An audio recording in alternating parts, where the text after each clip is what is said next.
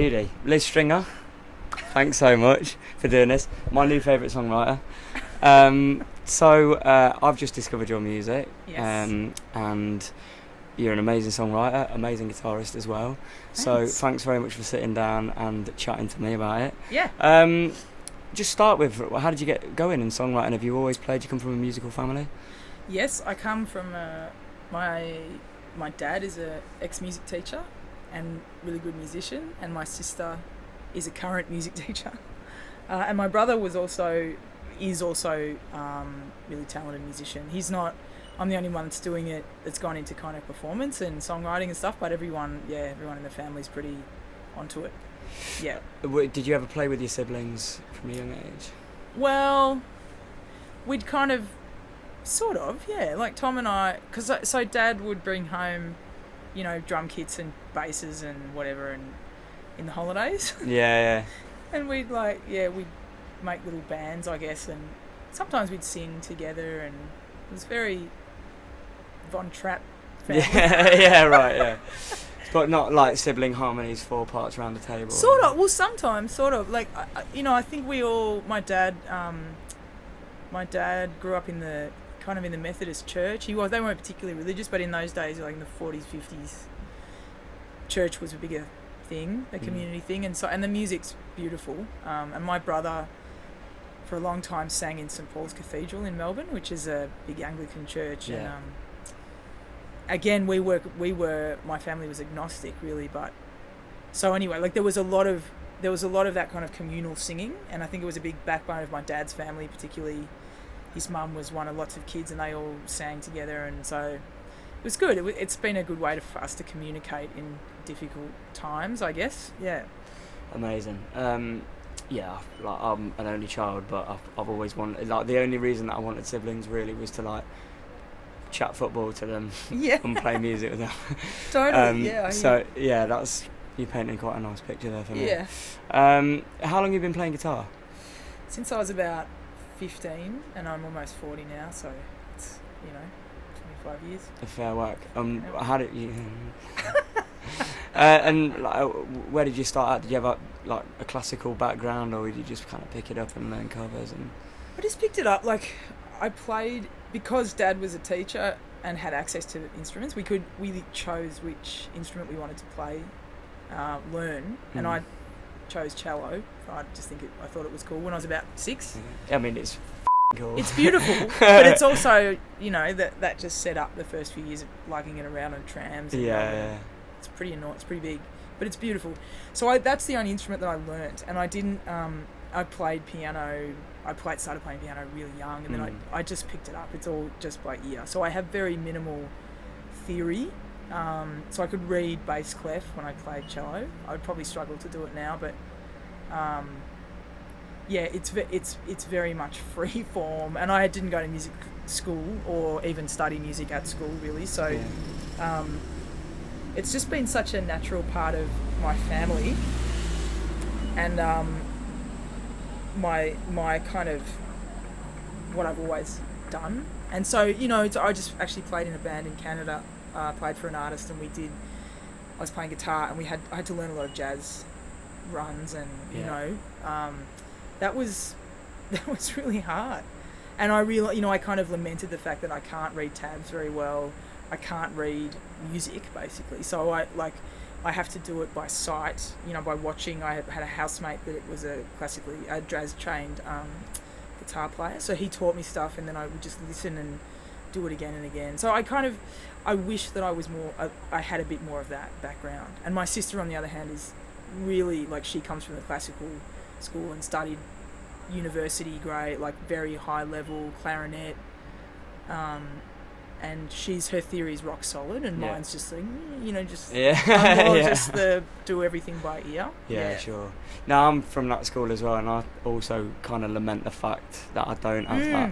But it's pros and cons, isn't it? There's some areas where it's kind of helpful to not have that. Totally. And well, in that, I think my sister would find it more difficult to like just play along to something, or to solo, or to do that sort of stuff, whereas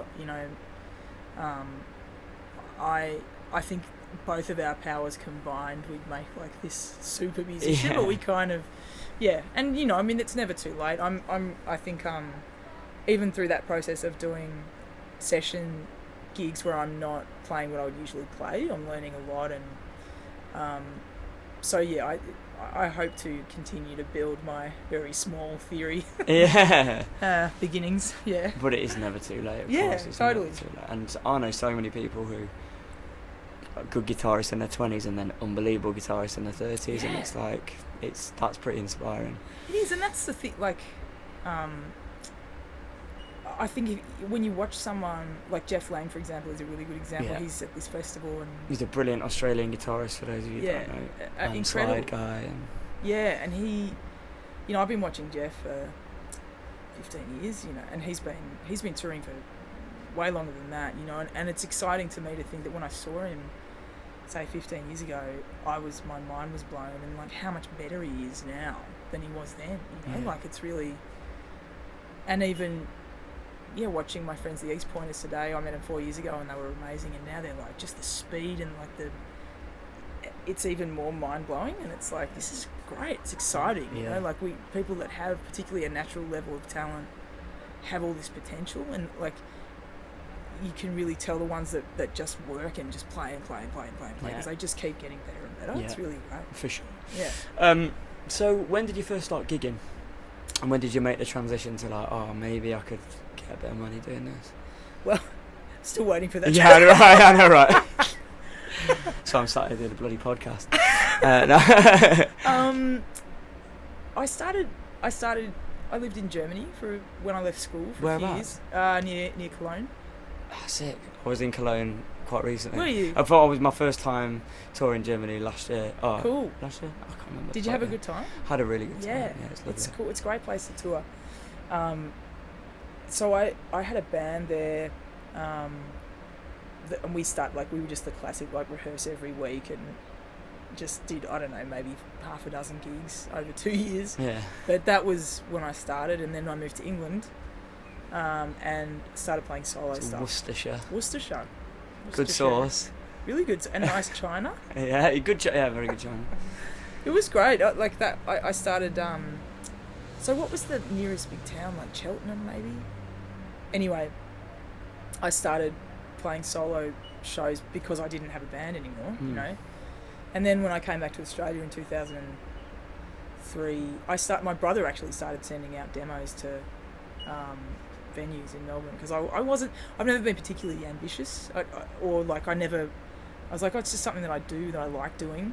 And then I started getting gigs, and then, like, you know, as arbitrary as it sounds, I just started playing more than I did anything else. Yeah. So I was working in hospitality. I thought I'd be a teacher or a translator or something, because I speak German, but I just started playing more and more and more, and then like touring more and more, so it's hard to hold down jobs, and you know, and then I think probably around even as late as 5 years ago, I was like, this is what I'm meant to be doing, but up until then, I think I was still keeping my options really open. Yeah. And now there are no options. You just crack on it.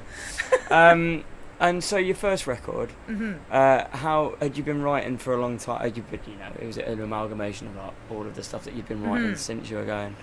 Have you seen a progression? Because I don't know your back catalogue very well at all. I've just for the record, for what it's worth, heard you at the start of this tour that I've now like got 1 day left of, and I'm very sad about that. Yeah. But they played you in a changeover at Woodford Festival, and I was like, oh, this is banging it. That was the latest record, 2016. Yeah. All the Bridges? Yeah. Top done. record. Very good. Mate, I've done my reason. And that's a great record, but I learned a couple of songs. I learned a song with Fitzy and Cora for the show yesterday, and they only went round once, so I didn't get onto that. I took a picture of the chair. With my name on it. Hello, Jay. We're just doing a podcast. Yeah. Sorry, as you were. It's in a bit, mate. Yeah, I took a picture of the empty chair with my name on it. I was like, smashed the list string again. It was cool. No, it's good. But that's a beautiful song. But that's they're the only songs really in the new album, and then a couple of older ones, and the ones that you played. So, has there been a progression in your writing? Has your method changed? If we're getting into the nuts and bolts of songwriting for people to like understand how you work. Well, I mean, I hope I hope there's been a progression, but it was actually very interesting watching that gig where people were playing my songs, because it's such a, aside from listening to your own records, I'd never really, hearing someone else interpret the lyrics in the songs was really informative more than anything else. Like, it was really fascinating. And I think I've gotten a lot, better at, or more conscious of drafting than I did early on. There are some songs that I wrote on that first album that I think are really good songs, but I'm like, I just wish you'd finish that line. Like, I can tell there's just like these lazy kind of half thought out or half baked metaphors or analogies, and I use a lot of that kind of language, and so I think that's definitely tightened up. And I think I write more directly now. I think, early on, I think I was writing stuff that was fairly, maybe a bit obtuse or whatever, and not because it was like an artistic, like, I'm being so mysterious.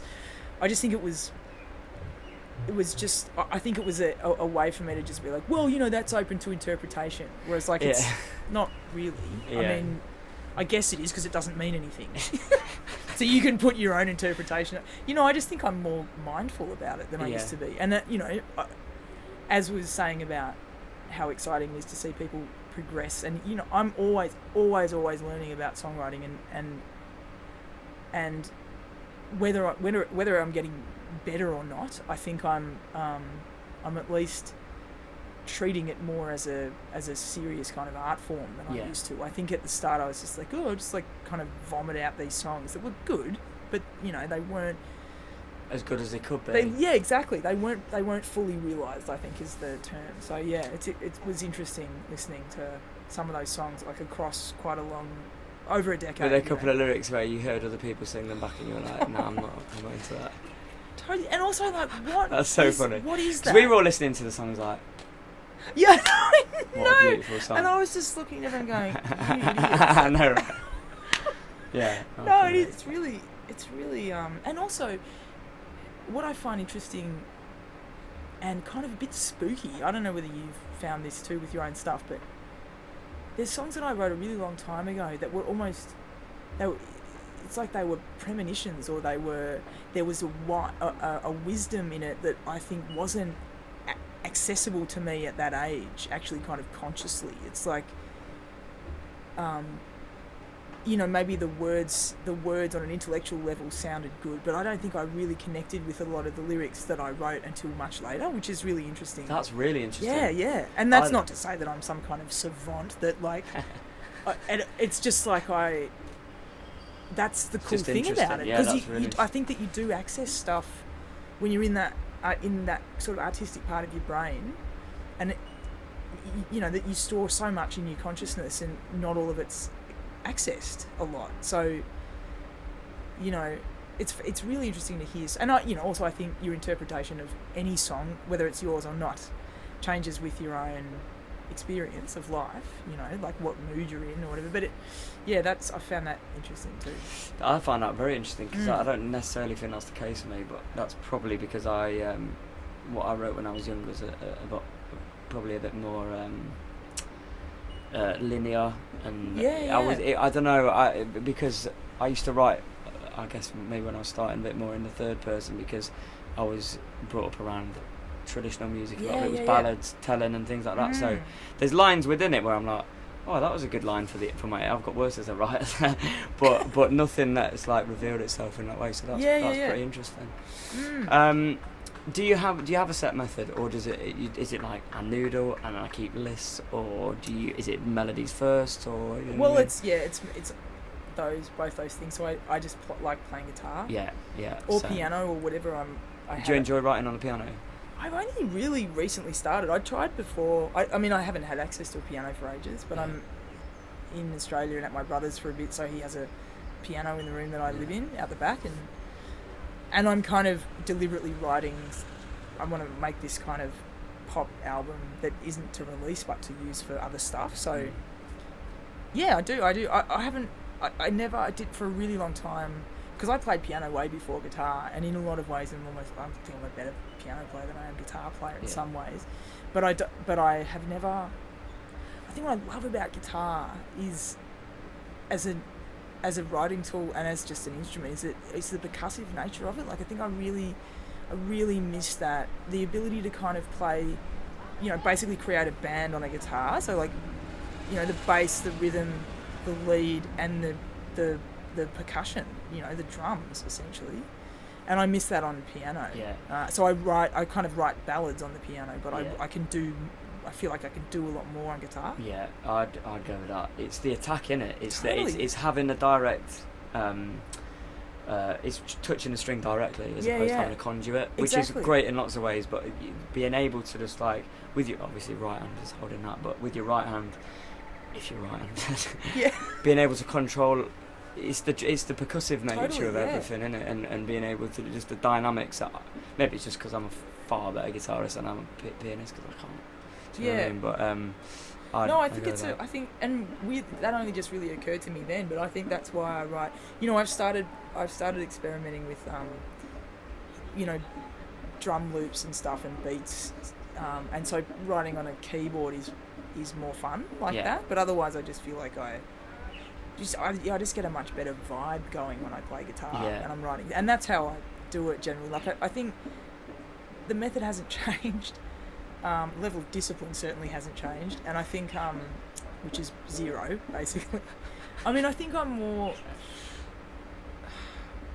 As I say, I draft it more. So I spend more time on lyrics to make sure they're really good. I don't just go like, and that's filled that gap in. You know, like I finish it, but it happens quite naturally, and then I have like a lyrical hook usually, and you know, like the chorus happens, and then or whatever the verse, and then it just slowly Tetrises in together, you know. And I have some songs that I come back to again and again, and I've had long periods of not playing as much guitar, just not writing as much, but I've had actually since I got sober, I've played way more guitar again, and I'm way more creative than I was the last few years of drinking. So I think that's made a big impact on how I make stuff. Amazing. Mate, looking forward to the new album. Yeah. It's going to be sweet. Well, it's much more personal because, I mean, like you, I kind of came up with that same influence of a lot of kind of old English, Irish, Scottish folk music. And so a lot of it's very narrative driven, never really about me, like every now and again. And that was, I think, because... And, you know, without to get too deep, although this is songwriting's an art, you know, an art form, so it requires a bit of accessing that, you know. I just didn't have any connection with myself, so I found it really easy to write about other people, and I think my natural ability my kind of literacy skills, and my ability to tell a story with words that still worked well as songs, you know. But I think since I quit, the booze and have changed my life and have much more access to myself. I have access to the channels are clearer, so I'm writing just much more direct, emotional, real songs that are almost a bit confronting to sing, but in a really good way, you know. And that's why people drink, and it's why they do any of that stuff, is because that's an uncomfortable space for them to be open and vulnerable, and you know, and I think vulnerable is too kind of weak a word or something for it, but it is, you know, it's been really interesting feeling the difference. Yeah. What do you look for in a great song? I really am a kind of melody head. I just love melodic songs. But I don't know. I mean, do you know for yourself? No, and I've been thinking about this the last few days as I've been talking to a few songwriters and asking them questions. I'm like, what do I like in a song? And for me, there's no rules, because there's people that do a certain thing, and it's so far removed from what I would do or what I would be my go-to. But it's like, that's amazing. It's like that whole thing is like, what what do you listen to? Well, I listen to a bit of everything because there's great stuff and awful stuff in every genre. Totally. And I tend towards certain things, but I think honestly, I think the delivery is like makes the song. Yeah. I think if the person, I mean, there's like obviously great melodies. I mean, a lot of it's personal and just like a taste thing, subjective. But I love a good melody. I do like wordy songs, but more recently I've been enjoying economical songs because I write too many words, and it's quite nice to hear people say everything in a little bit. So there's no rules. For me, I genuinely think, as I think right now, I've had a couple of days to stew on it. I think it's the delivery and the conviction and who it's coming from, more so than the song. So I don't know what that says about what I think of the art of songwriting, but that's kind of where I'm at. I don't know. I think, it's intangible, isn't it? It's hard. It is. It's hard. And I think it's a combination of hearing. I mean, when I talk to songwriting students, which I do on and off, with songwriters that are usually, I mean, some of them are quite a long way down the track and really good or really practiced already, and some aren't. And I just keep saying to them, like, I feel like the most important thing is to find your own voice and to express things in a way that is completely authentic to you, because that, ironically, instead of trying to use platitudes and cliches and all that stuff, that's so broad, it's like you can't even come at it. But the more specific and connected you are to what you're singing, the more access points there are for people, And I think that happens in, as you say, like in hip hop for me, in rock and roll music, and that's that kind of authenticity that is totally intangible. It's hard to know what it is, but I think kind of on a spiritual level, it's just a connection. Again, it's like a connection from the experience of one person to another, and that can be, the amazing thing about songs is obviously that you have lyrical content and then you have the music, so you have this ability to tell a story or to convey a message with two really powerful mediums at the same time, and sometimes when they match together, I think for me it's personal taste and it's a certain frequency of vibration that works with my body or whatever, that makes a perfect song, but it's an endlessly interesting conversation. It is. Yeah. And I don't know about you, but my tastes are always changing as well. Yeah, totally. Unlocking things like, it's just a journey, isn't it? The whole thing's a journey. It's like anything. Can we talk guitars? Sure. So, what do you play and what did you kind of grow up playing? What do you go to in terms of like actual guitars that you have and play? You play a Maton? I have a Maton, yeah. Maton? Maton. Yeah. Maton. Well, the jury's out of it. I think it's Maton, but some people say Maton. Maton's cool. I'm pretty sure the guy that I have a lot to do with it, Maton, calls it Maton, so I'll call it Maton. Yeah. Might be wrong about that. But and anyway. They're great Aussie guitars, aren't they? They are, yeah. I was played by John Butler. Yep. Does Tommy Manuel play on? Probably plays also. I think he does. Anyway, they're great. And Liz Stringer. Yeah. Do you know Diesel, Johnny Diesel? You come across him? No, he's an amazing guitar player. Did you? Maybe you mentioned. I think someone's mentioned him. He's really, really incredible guitar player. So he uses Jen Clower from my band uses a really nice Maton. Great gig the other night, by the way. Yeah, thanks. With the 3-piece. Thank you. I'll come back to that. We'll talk guitars, get onto that, and then I'll let you go. Okay. But we'll finish on that. But Maton, yeah. Yeah. So I've had that since I was 21, and it's very beat up. I don't know if you've seen it up close, but it's showing every one of its almost 20 years. And that's my gigging guitar, and we often use it for recordings because it's a really lovely sounding guitar, and it sounded better and better, and it's got the original pickup's been replaced by the kind of newer Maton version, and I play through an AER amp. Great amps. Yeah, and I find it vital now for my own, particularly playing in bands, but also just to control my own sound, to have my own monitor. Do you use any of the effects in there as well? Yeah, I use reverb and tremolo a lot, and delay sometimes. So I think tremolo on an acoustic. I'm a tremolo head. It's Yeah, like yeah, I feel yeah. I could just, if I could have one thing, if I could just have tremolo, and like nothing else, like I think I'd be happy. I think I see. Yeah, I But love even it on too. acoustic, I think, and I don't ever put it through. But great English writer and guitarist Richard Thompson, Mm-hmm. he has has used a Univibe Yeah. kind of tremolo-y thing on his acoustic on loads of stuff, and it works really nicely on that. It gives it. Yeah, it gives it. It's just a bit of movement in it, totally. And I think the reason that I play so much acoustic guitar, I mean I play electric guitar too, but the reason that I play so much acoustic guitar, or basically exclusively acoustic solo, is because of that percussive element. So I can have, which you totally lose on just one electric. So, and I use effects on the guitar because it just makes it sound cool, and it gives me more range of sounds, and it's not just, doesn't have to just be, you know, a dry acoustic sound. And I generally hate dry guitar sounds, or just to play with. I don't necessarily mind listening to them, but I just hate playing with no reverb at all.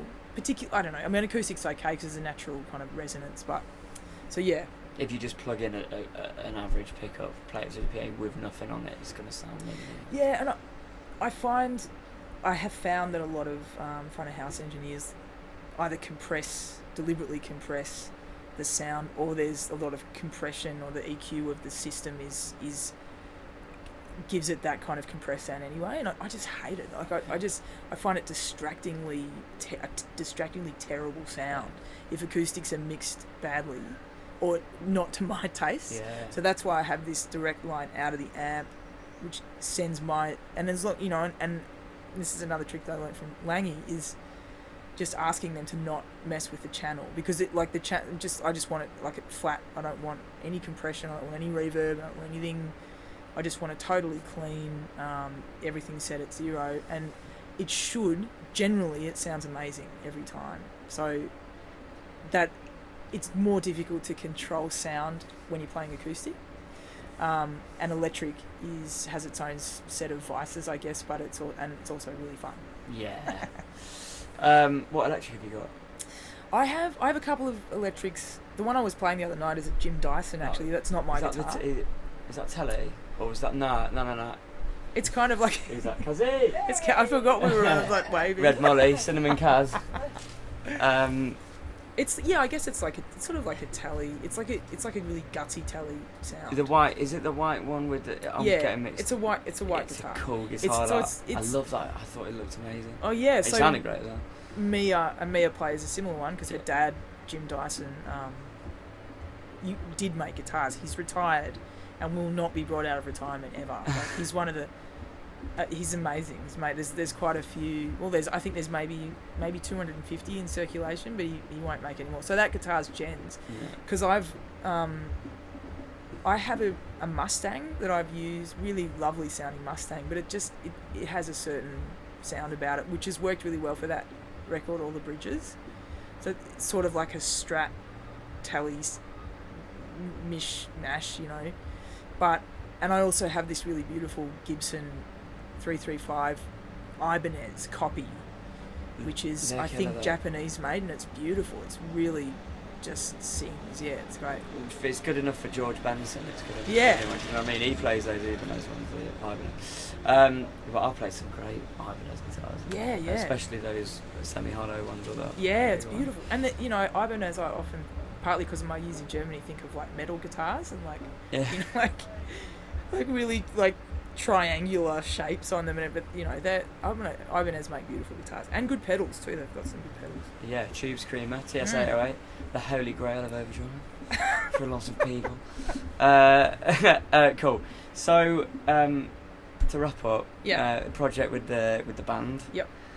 Loved the set. I thought it was ace. I was watching with Cara, and Cara was like, I want that gig. It was wicked, and you all swap instruments and all that. So in terms of, are they your best friends then? Jen Cloher and Mia Dyson, who I don't know about at all. I met them briefly. I spoke to Jen, and I gather that they're revered songwriters in their own right. Yeah. And some of the songs you were doing are their songs or co-writes as well. Yeah. So we did. so Mia lives in LA and has done for the last 10 years, but she's Australian. Really. But that's easy for rehearsals. I know. Well, when I was in Toronto, even just trying to get a Skype together was crazy in 3 different time zones. That was insane. Mia's a really amazing guitar player and songwriter and singer, and she's particularly early on in her career was a really big deal, and has kind of stepped away from her solo stuff a little bit recently. And Jen released an album last year, and it just killed it. It was touring all over the world, and that was her, I think, 3rd solo album. And also she was the co-founder of Milk Records in Melbourne with Courtney Barnett. Right, yeah, I think Jack met my mate Jack Carty. Yes. I think he mentioned that yesterday, and I thought that's really cool. So Jen's a real kind of elder in that, particularly for women and non-binary people. She's really done a huge amount on and off stage. Yeah. So we've been really good friends for years, and started this project 6 years ago. Did a massive 40-date tour all through the outback everywhere, and then reformed, made a record at Wilco's studio in Chicago. Which was amazing with Glenn Cochie on drums, who's just such a dude, and obviously great drummer. Then we released it in October. So we've been, we did a bunch of headline shows, and then this festival, and then we're going to tour again twice next year. Oh, it's this year. Oh my God, this year. Wow.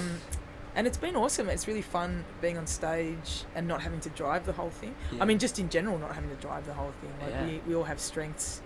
And you're all massive fans of each other, aren't you? Yeah, totally. That's so cool. It really comes across. Yeah, it's fun. I read the bio, and it was and I made it just something. It was and they all really love each other and love what each other do. And as soon as I got in, I remembered that line as I was watching it. I was like, these people just love each other so much. And do you write together? Do you co-write? Yeah, we did.